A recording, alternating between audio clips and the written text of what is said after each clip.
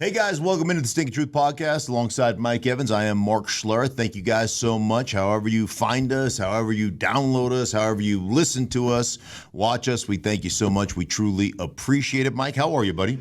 I'm great, but I can't imagine how good you're feeling right now after the weekend you just had.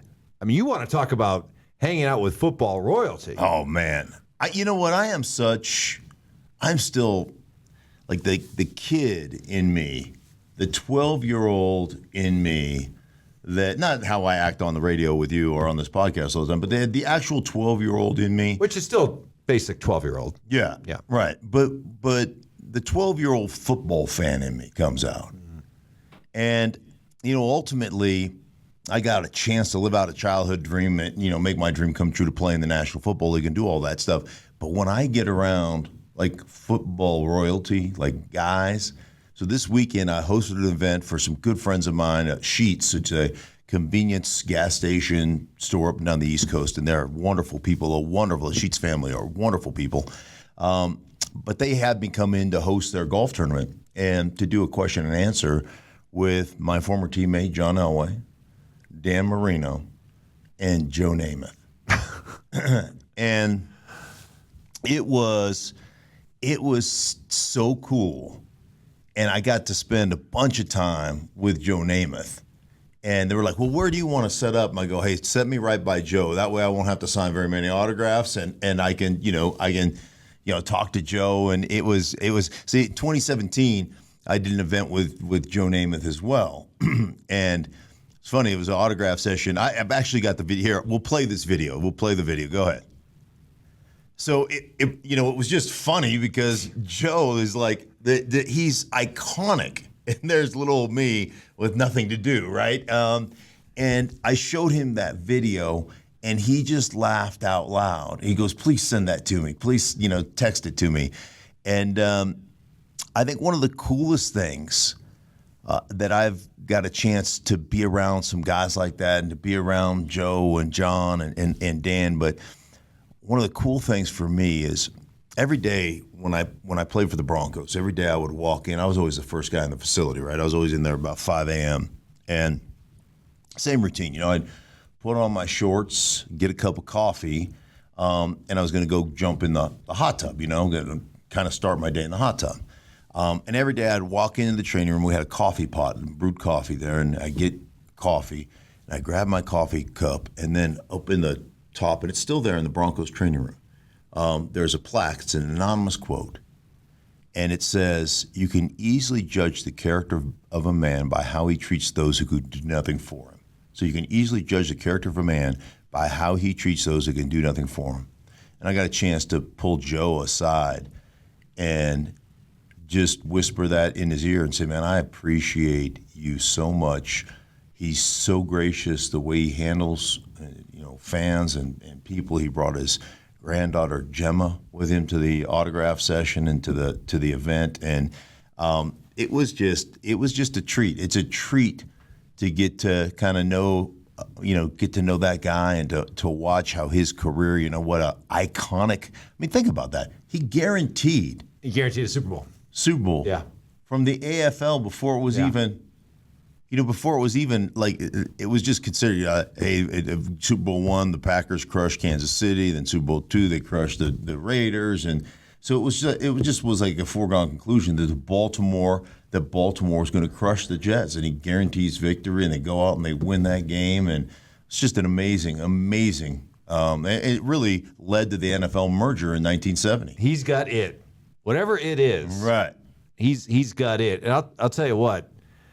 Dan Marino was an absolute witch back in his day. I mean, you think about it, Mark, he was doing things like we almost take for granted now, the passing numbers that we see from quarterbacks, right? Mm-hmm. The yards, the completion percentage, the touchdowns.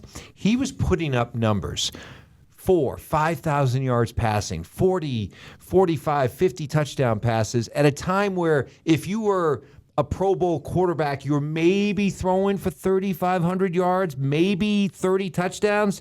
I mean, you talk about a man ahead of his time. Oh, my goodness. Yeah, in 1984, his second year in the league, 5,084 yards passing, 48 touchdowns, and those numbers lasted decades, like just decades. I did have a chance to tell Danny, I was like, hey man, listen, what led to the fake spike. Remember the fake spike against the Jets? Yeah. I go, by the way, that's a real dick move, and he just laughed out loud. Like he was like, yeah, it kind of was. But, it's just one of those. I'm Dan Marino. I could do it. Right, I'm Dan Marino. I throw a touchdown here. Yeah. So it was really cool. And that was cool to, just reconnect with John and spend some time, reminiscing about Super Bowl 32 and the history of John and the Super Bowl and all those things. So just a really great evening. Great guys. Can you tell, because you tell a great story about the competitiveness of Elway. Yeah. And that this was a guy who, it didn't matter. I mean, he got, what was the story? He got rid of a pool table or a ping pong table because he had lost on it? Yeah, exactly. he had lost a pool match to somebody, playing pool and dumped the table, got rid of it. It's like, this table's, obviously the table's faulty, right? The stick is no good. So yeah, he just was the ultimate. I used to always say this about Elway. It just was like, what do you want me to beat you in today? Mm-hmm. Because he's just good at, he's just really good at everything. Like, what do you want to play pool, pop a shot? Like, what do you want? You throw darts? Do you want to do that? Like, what is it? Like, you tell me, and if you want to play golf, we can do that. I'm practice scratch golfer, so yeah, let's do that. I mean, it's just everything he does it to win. So let's see. Joe Namath, Dan Marino, John Elway, Mark Schlereth. Let's play a game of which one of these doesn't belong? Yeah, right. Huh? But seriously, when you're around greatness like that, and you've been around greatness, you've played for winning teams, can you identify the one common thread that connects great athletes? Is there one that comes to mind? What is it about them that separates them? Yeah. And yeah, I just. It's not just talent. No, it has it. It's this insatiable appetite to win, to be great. Mm-hmm. And I've always said this. Go back to my man crush on Tom Brady. It's not. I don't know who said this, but I've heard this before. It's not. Sundays. Everybody wants to line up and play on Sundays. It's your willingness to prep Monday through Saturday that ends up making you retire. If it was just about Sundays, guys would continue to play. It's doing the work. It's getting yourself ready, how difficult it is. And the thing that's always just fascinated me about Brady's run in the NFL or Bill Belichick's run in the NFL is to have the amount of success they have had and yet to not be sated by that success, not to just be like, okay, I'm not going to work as hard this week, or I'm not going to study or prep. And, you go back to Brady's days in Tampa, and that was, a really talented football team that never really won. And we can all look at the quarterback and everything else, and, Jameis Winston and just all the interceptions so you can look at all that stuff. But really, it comes down to this. There's not a guy on Tampa that I didn't talk to over the course of, I think it's Brady's first year in Tampa. I think I did 5 Tampa games that year, 4 or 5 anyhow.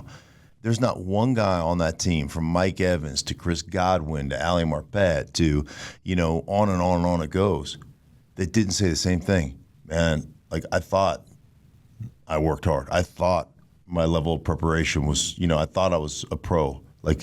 Dude, it has ratcheted up tenfold since Tom Brady got here. Well, that would be owner Tom Brady to you now, as he has bought into a minority ownership stake in the Las Vegas Raiders. Now, just to put that in perspective, okay, NFL franchises are going for, basically $4.5–6 billion.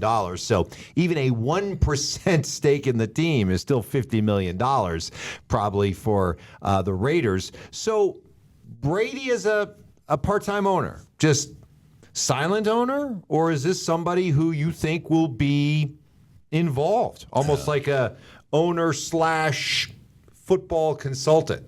Yeah, I wouldn't doubt that that Brady, I don't know how involved he'll be, but I wouldn't doubt that there would be some football operations, some some times where he would be consulted or would be a consultant. There's a lot of guys that get in that kind of front office, that role.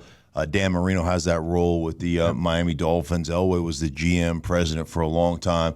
And, of course, when you have an Elway or a Marino or you have a Tom Brady, those guys have such unbelievable expertise in football that I would think you would want that guy. One of the things that was presented to me, though, even if it's a 1% share, is if something were to happen to the Davis family and they had to move away from the Raiders, would you get first opportunity to put a bid together? Mm-hmm. Like, would you, because of your ownership stake, would you be able to say, okay, if I can put the money together, can I end up, being part of the next group that owns the Raiders? And so, and who knows? I mean, who knows what goes down in the future? But I don't know why you wouldn't want Tom Brady as part of your organization. And job security for Josh McDaniels with the relationship that he and Brady have had, does that, or am I making too big of a leap there? That, hey, that can't hurt Josh McDaniels' prospects, can it? I don't know. I mean, I don't know what kind of, like, I'm not sure what like how much authority he would have in the hiring and firing of said head coach. But his word would matter around there. How could it not? But I think for Brady, he's with you win or tie. Yeah, that's true. We started losing. There's not a lot of losing going on over the course of his career with the Patriots. So he's not going to tolerate losing, I wouldn't imagine. Yes, his feelings for Josh McDaniels only go so far, right? He might. I mean, think about it. He may just come off from ownership and just kick Jimmy Garoppolo to the side, have him fired. It's a good point. I hadn't thought about that. Yeah, right? That's a lot of handsome. It's a lot. I don't know if that might be too much handsome for one organization to have. One organization? What about Vegas? I mean, the folks at the Chippendales and Thunder Down Under may say, hey, this is too much. Yeah, right. You're exactly right. How can we compete with Brady and Garoppolo? We can't. Those guys dancing on Tuesdays, I mean, the good news is Mark Davis kind of balances out. If you got the scales of justice, you got Garoppolo and you got Brady over here, all that good looking. You put Davis over there, and it just kind of balances out the scales. So Tom Brady. I do wonder about that contract he signed with Fox. Yeah, what does that mean now? I don't know. I have no idea. I'm trying to think. Has anybody been a part owner and also broadcaster for a national network, commenting on other teams? Yeah, I don't think being around other teams. I don't think it. Yeah, well, that would be a little bit right. Rolling in and getting intel. You're gonna be doing a. Plus, you spent 20 years in New England. There was some accusations about spying and things of that nature. Think you maybe learned a thing or two from Bill? Nah, yeah. I mean, it would be hard not. Pay no attention to that drone up there. Right. Can I feel your footballs? Yeah. Yeah. Let me just take a look at that. What are you doing with your collar? What are you doing with your collar? What? This collar? Nothing. But I don't think it'd be I don't think it'd be a conflict. I don't think it would be a problem. I don't. It might be for a few people or a few teams, but I don't think it would be that much of a problem. I just don't It just seems interesting to me. Is that really what you're going to do? Because you're not doing it this year. He had said that I think 2024 is when he would go into the booth. But I wonder sometimes if he's going to do that, or maybe he would just be. Maybe it would be better off if he went, instead of doing games, went into studio. Maybe partner up with Bradshaw and partner up with Howie Long, or if they move some people off that desk. If Bradshaw eventually retires, maybe Brady slides in. I don't know.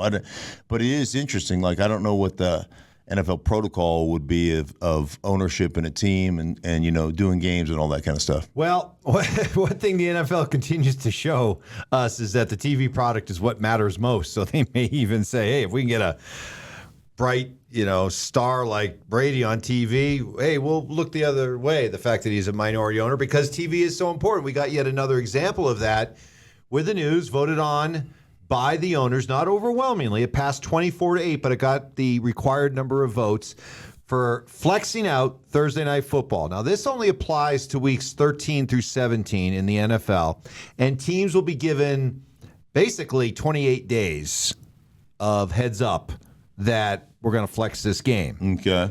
Which is kind of interesting, that you're going to be able to, I guess, see things that far out in the ever-changing world of the NFL and how tight things are, that 28 days out, you're going to decide, that game's not for us, but this game is going to be for us. Yeah. But anyway, what's your immediate reaction? I guess as a broadcaster, as a fan, but maybe also the former player in you, the idea of flexing out that late in the season Thursday Night Football games. Yeah, Thursday night's always going to be tough. It's always going to be a tough sell for me because you're just not ready to play. From a product standpoint, your body hasn't recovered, so it's just hard to go out there and play.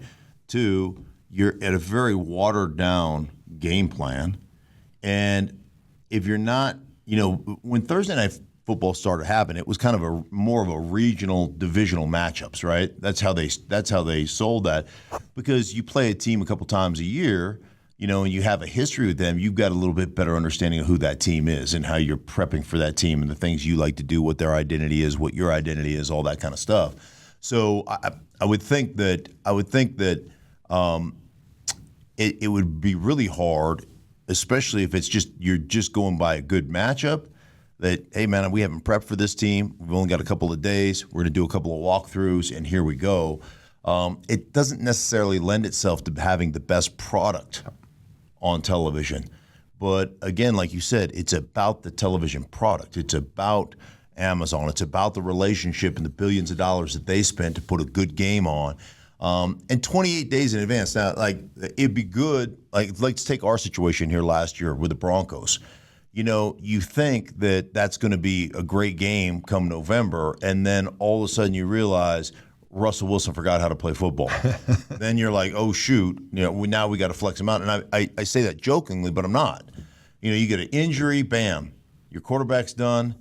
Well, we'll move that team out because of that situation. So I understand it. The nice thing about Thursday Night Football is you get that little mini bye afterwards, that 3 days or 4 days, whatever it is. So that's kind of the nice thing. But it's tough, and it's really tough on the fans. Yeah.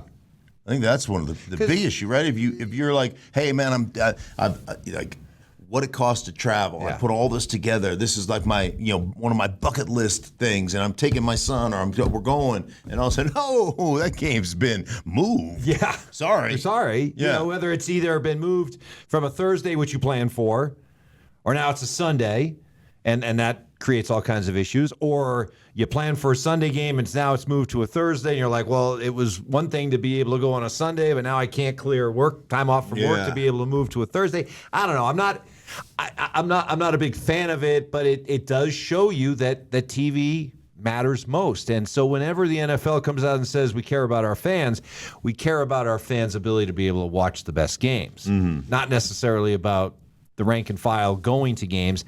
And I also don't think it sends a very good message to how they view the quality of play, because guys like you I've got to talk to over the years, you always talk about how after Thanksgiving, especially, is when you really start to get into playoff mode. You want to be playing your best football, and you're talking about flexing out a game between weeks 13 and 17. I mean, that is the sweet spot right there for, competitive football, for making the playoffs or getting that top seed or winning the division or whatever.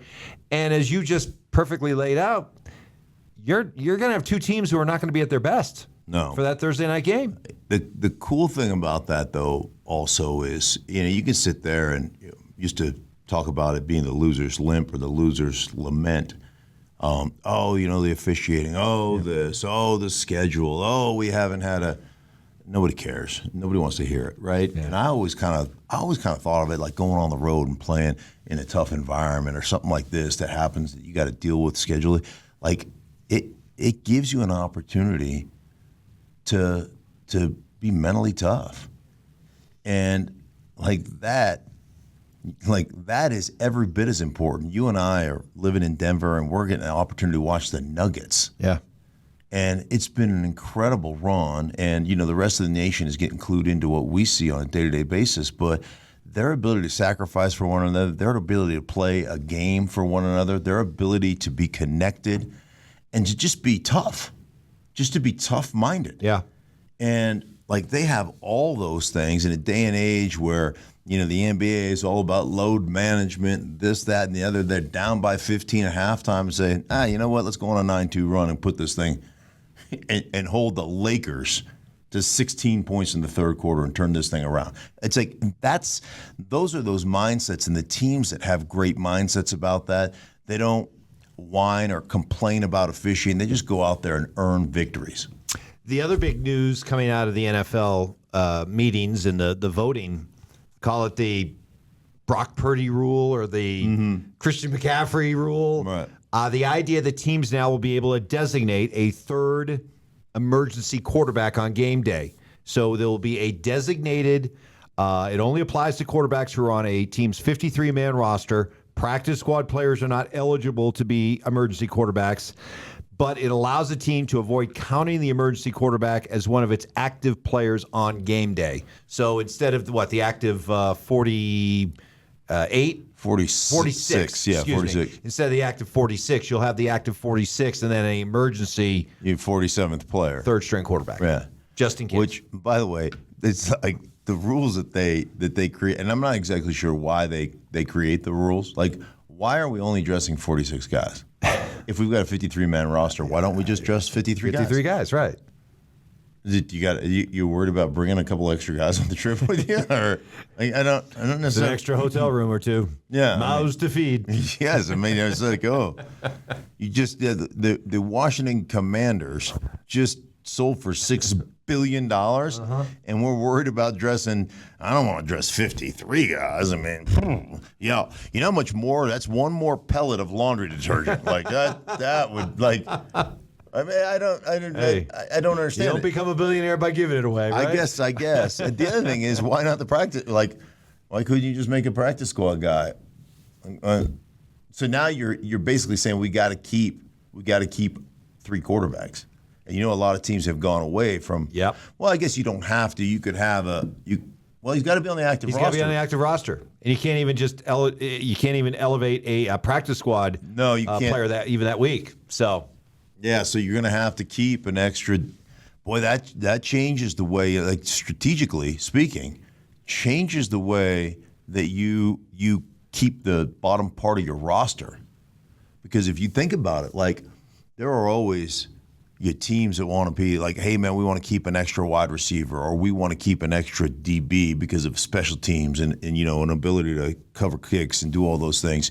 And we're going to keep an extra lineman, whatever it is, extra tight end, extra linebacker, depending on what kind of offense or defense you're running. And so now all of a sudden you basically have a guy on game day that you still have 46, but he's, where a lot of teams would just keep 2 quarterbacks in recent years, keep a guy on their practice squad. Or I know, I was a part of Mike Shanahan's teams where now it's become standard to only dress 7 offensive linemen. Right. When I first got in the league, you always dressed 8, 8, maybe 9. Now you have one guy that plays swing tackle both ways and one guy that's a swing for all inside 3 positions.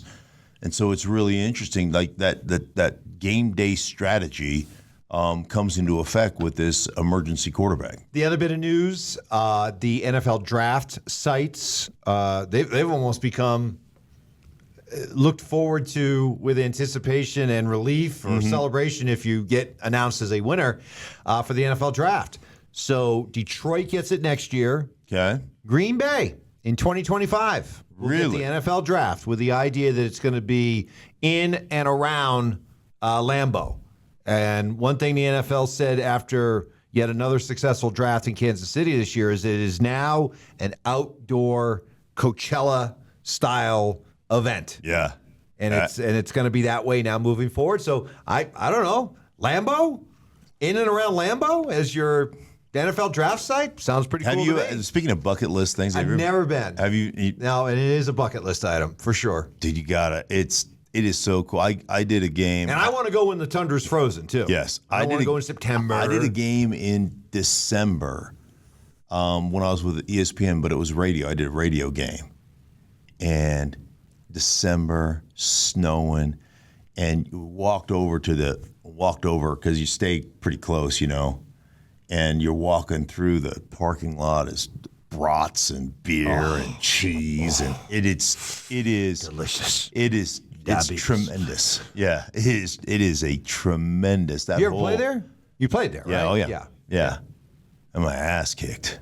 Did you? Oh, 1996. Oh, that's right. The year with the Broncos before the year later you beat them in the Super Bowl. It's one of the reasons we beat them in the Super Bowl. Because we went up to Lambeau. We had everything locked up in 1996. We would go up to Lambeau. And like Gary Zimmerman's hurt. I played, but I had knee surgery the week before. Shocking. Yeah. But I played. 1 of 29. Right. So Gary was out with a shoulder. He had his shoulder scoped. Terrell Davis didn't play. Elway didn't play. Billy Musgrave started the game. Billy Moose. We had a bunch of guys, that were injured and didn't play in the game. And they beat our ass. I mean, it was like 46 to maybe, I don't even know if we scored a touchdown. I think we might have scored a touchdown. Dude, you would have. So you're in Lambeau, and you back then, and I don't know how that's configured now, but you come out of the locker room and there was a staircase down. Okay. Okay, so you go down this staircase, and then you'd hit the ground, but they had it plywood. They had plywood. So once you stepped outside, you're like, oof. Then you walk down those stairs into that plywood, and you're like, oh, man, it's cold. It's not that bad. It's not that bad, right? You kind of psych yourself up. Then you walk out this plywood tunnel. It's probably 20, 30 feet, right? And you get into Lambeau, and it's like somebody just punches you right in the face. It's just like, oh, my God, it's freezing. So I'm playing that game. And 41-6, by the way. 41-6, you were okay. Close. Yeah. You were close. So we're just getting throttled. And I break my helmet. So my helmet is broke. Like I can't.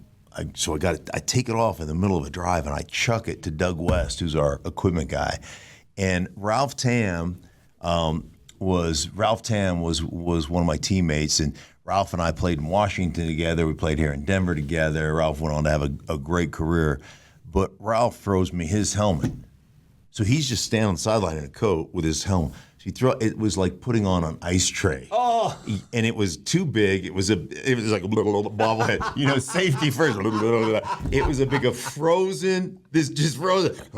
While they were wrenching on my helmet, trying to fix my helmet, right? Because a face mask broke or whatever. So there was, and I got this freezing, ass cold helmet on.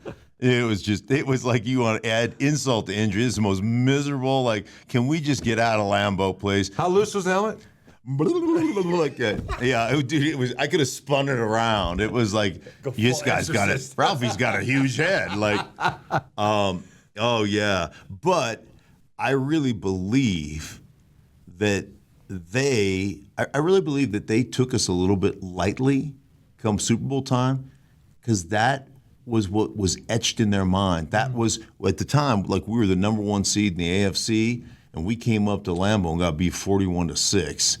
And they felt like, I think that's their memory of what we were. So I think it played into that, us winning that Super Bowl championship. Shame on them. Yeah. How stupid are you guys? Yeah. Think about that. Hey, listen, for everybody involved in the Think Truth podcast, we appreciate you guys so much. Be well. Thank you for doing all you do. And we'll be back with you later in the week.